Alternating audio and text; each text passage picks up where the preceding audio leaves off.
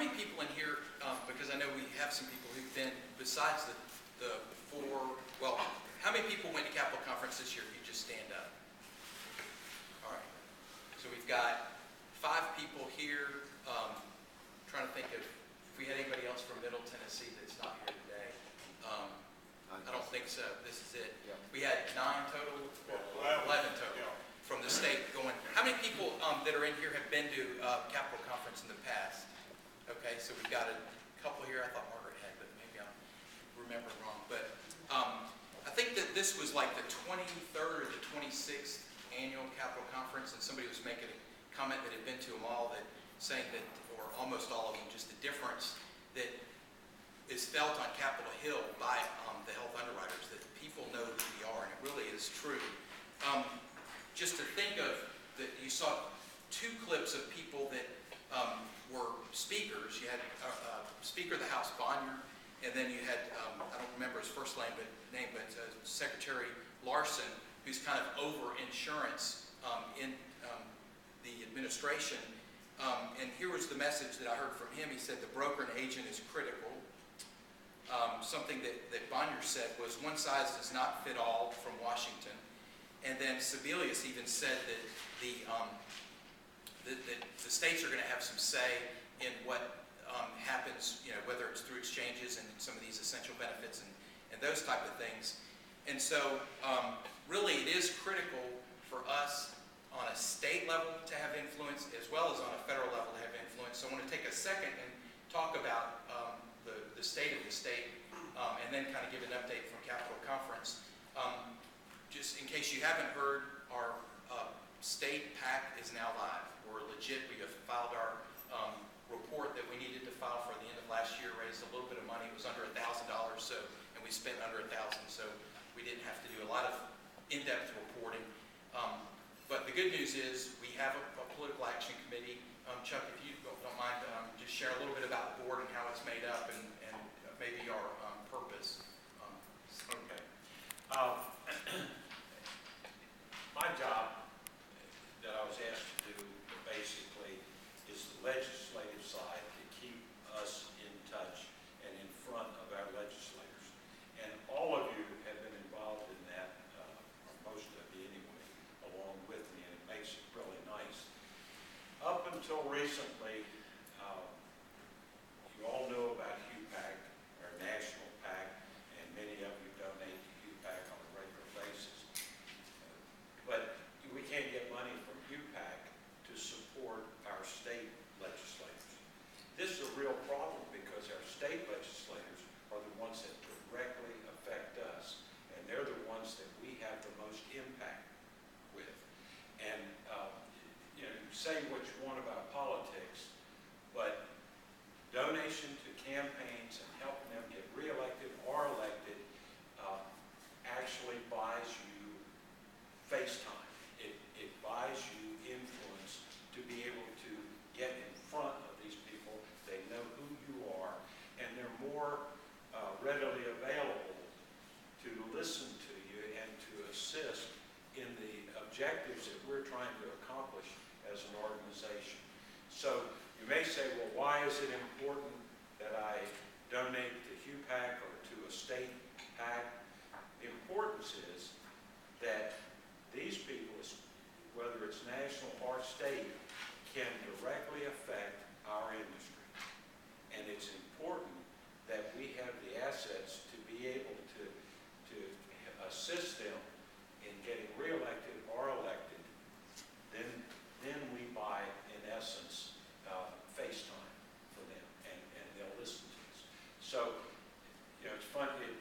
It's not a comfortable thing to say that you're buying influence, but that's what you do. That's how this Just so you're renting system. influence.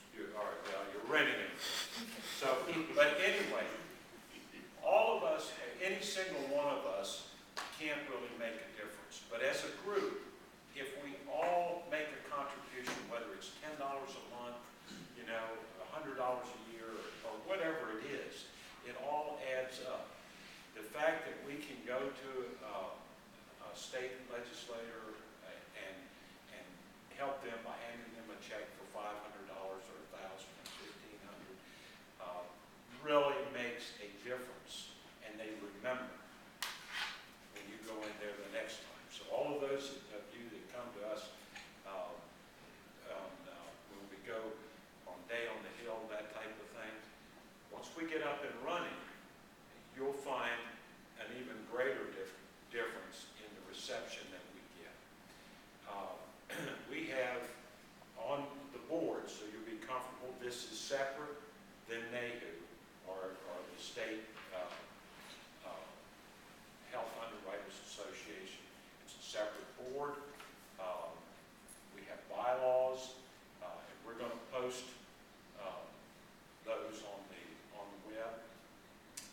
see in front of you an application. We have, on the board, we have a chairman, which is myself, a treasurer, who is Richard. Those are the two main responsible parties. In other words, if something gets messed up, we hang. Okay? So the rest of the board is made up of a vice chairman, Paul, and a secretary, Joe, is in here somewhere, and then we've got the state president, the president-elect, and we've got the presidents from every local organization in Tennessee, from Jackson, Memphis, Knoxville, Chattanooga. So we've got the input from everybody over the state in deciding, and then our general counsel, of course, is David Brunel. So we've got the influence of everybody to help decide where the funds that we raise need to go to be most effective. It's not Middle Tennessee deal, it's not Jackson deal, it's a state deal. So we're legitimate. We're in the process right now of raising money. We've had our first board meeting, and it was a good meeting. We've decided that we've got a minimum balance we're going to maintain. Richard's providing the reports as required by law on a regular basis. We're probably going to have some directors and officers, E&O coverage, to make sure everybody feels comfortable about volunteering and serving on this committee. Our goal is to raise $15,000 this year. Okay, that I'm hoping it'll be a lot better than that, but we're counting on everyone to contribute to help build these funds up. Now, by law, we can't make a contribution while the legislators are in session. But you'll notice that this year is an election year, and it's a very important election. So as soon as they're out and they're talking about maybe by the end of April or in May that the legislature will adjourn, then the majority of our legislators are going to be campaigning heavy. And that's when we can have a huge impact. Okay, so time-wise, from a time frame, we've got until now, from now until the end of April or March, to raise enough funds so that we can make an impact. And you might ask, who are the key players that we need to work with? Of course, the leadership of both parties, but primarily the ones that affect us the most are the people on the Commerce Committee, and they're from all over the state. So that gives you an idea, and this is, if you want to go to your local president and make suggestions, all of those will be entertained at the board meetings and discussed. Great. Okay. So our goal is $15,000. The good news is, one, you don't have to be in the state where it's different from on the federal PAC. You don't have to be a member, okay? And a corporation or entity can give as well as an individual. Okay, so fortunately for us, we've already received a check from Pancoast and Associates. Hope that's okay for me to say that. And Cal Benefit Services is committed also to give. The MTAHU has given $500 to help us cover some of our startup expenses, buying some accounting software, and just I think the D&O is going to be somewhere around $500. So we're real fortunate there. Hopefully some of the other associations are going to kick in, and a number of individuals have given. So not to spend any more time on it, but really if you'll think about it this way, and I'll put in a plug for the federal PAC too. This, on a federal level, is the most important election for our industry probably ever. Okay, I got that feeling from both sides of the speakers and legislators and everybody you talk to. That the decisions that are going to be made over the next 4 years with what's implemented, how it's regulated, is going to make a difference on the federal level, and we can start making a difference on the state level. It's a whole lot easier if you've contributed to people to get certain key legislation introduced and passed through the committees and get it voted on if you're on the state level. So what I'm asking people to consider is to giving $10 and 10. So 10-10, 10 to the state PAC and 10 to the federal PAC, so that we can make a difference. I know the federal PAC is trying to raise $1 million to make a difference in this upcoming election. Both PACs are bipartisan. We're not out on an agenda to support one party or the other.